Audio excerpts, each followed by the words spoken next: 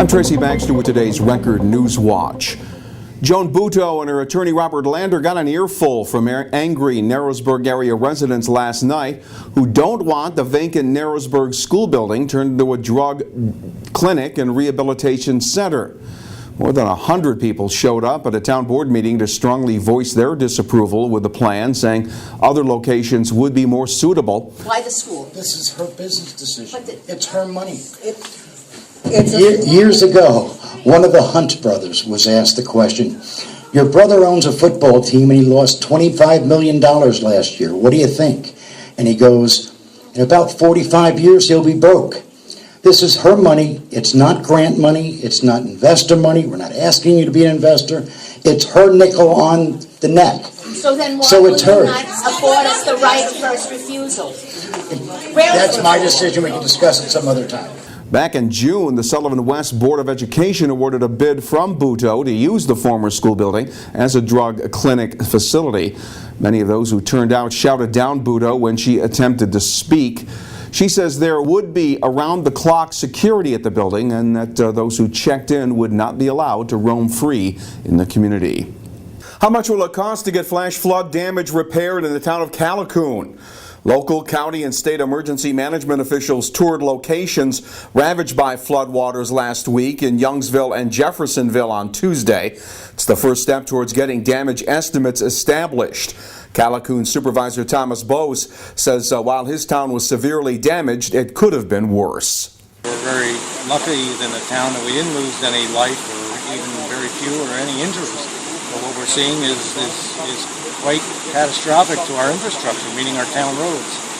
And it isn't anything so far that we've seen that can't be fixed or rebuilt, but an enormous amount of money for a small town to be able to finance this. Damage throughout Sullivan County from last week's storms could cost up to $3 million to repair. State emergency management officials will use the information they learned during the tour to determine what type and how much assistance will be needed. A Napanock teen is facing a felony rape charge for sexual contact and sexual intercourse with a 14-year-old girl. State police arrested 17-year-old Michael Bangert, Jr. following an investigation into the alleged July 2nd incident that reportedly occurred at the Napanock home of a friend of Bangert, who was also charged with criminal sexual act and forcible touching that also involved a second 14-year-old girl. Bangert was sent to Ulster County Jail pending a Town of Wawarsing court appearance on Friday. Meantime, another Ulster County 17-year-old has been arrested for sexual contact with a juvenile victim.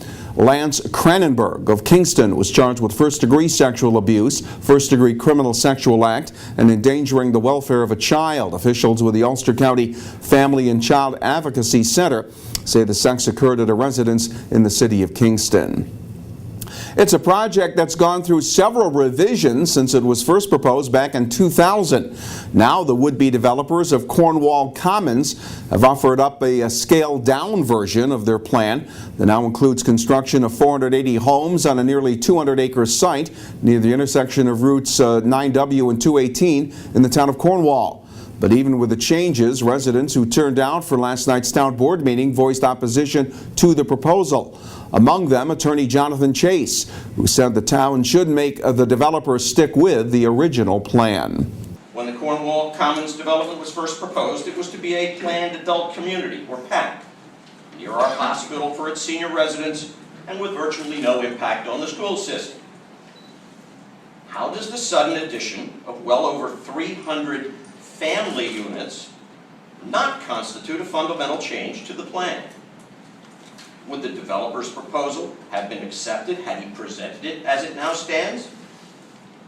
Would he have been granted the significant zoning change he then sought? If not, the requested change simply should not be granted now for any significant portion of the units. Given the realities of high-density developments in this area, the developer's voluminous predictions about number of children are so far-fetched that they quite literally require suspension of disbelief. They should be given no weight by the board. The board tabled a resolution to declare itself lead agency for the project's environmental review and tabled an amended zoning law that would deal with planned adult communities that reflects the percentage of age-restricted housing units in the latest Cornwall Commons proposal. If you have Easy Pass, the Port Authority of New York and New Jersey is warning you to be aware of an email phishing scheme. The email advises Easy Pass customers that they have not paid and to service their accounts with a downloadable invoice. Port Authority says the message is bogus and that the email should be deleted since the Easy Pass Service Center doesn't email invoices for payments. A time-lapse video provided by the State Bridge Authority shows off a technique known as accelerated bridge construction that was recently used to replace an Interstate 84 overpass in the town of Southeast near the Connecticut state line. The contractor built a new overpass next to the old one, and then closed I-84 to demolish the existing overpass and roll the new one in place.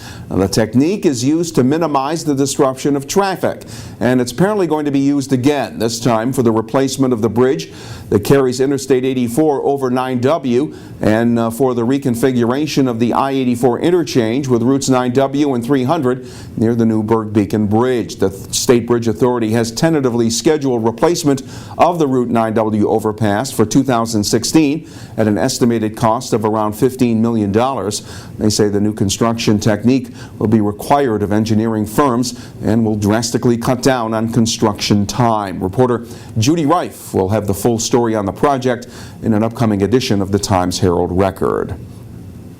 The Coast Guard is setting up a no-boater zone near where barges are now anchored as part of the construction project for the new Tappan Zee Bridge. Recreational boaters will be banned from a 2-mile area around the Rockland County shore, with the safety zone to be marked with buoys.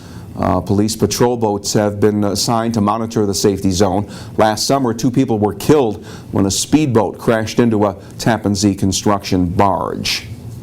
When state police responded to a report of a suspicious person in the tandem truck lot at the Thruway in Newburgh, they say they found William Meyer attempting to steal a tow dolly used to move truck trailers. Police say the 38-year-old Wallkill man gave them numerous stories about why he was there, saying he was supposed to locate, remove, and fix a dolly in need of welding. But when Meyer's story didn't check out, he was arrested for attempted grand larceny. Meyer now has a date in town of Newburgh court.